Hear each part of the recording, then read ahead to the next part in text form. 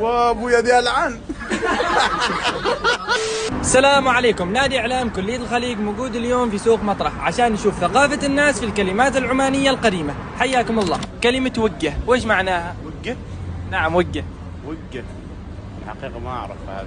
السلام عليكم عم. عليك السلام ورحمة الله وبركاته. كلمة دغارو موجودة في التراث وإيش معناها الحين؟ غارو يعني بمعنى هو غارو معناه هي حتيجي ما تقلقوش بس انت تغار مني يعني تغبطني. هذه تدل على الضيوف لما يوصلوا. يلا عيد مرة حاول مرة أخرى. الكلمة تقول لك كلمة هقع.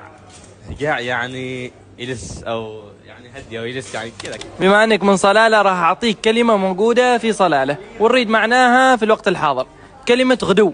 غدو يعني اللي هلا مشينا. صح، غدو يعني روحنا بالظفاري. هذه لغة خاصة فينا.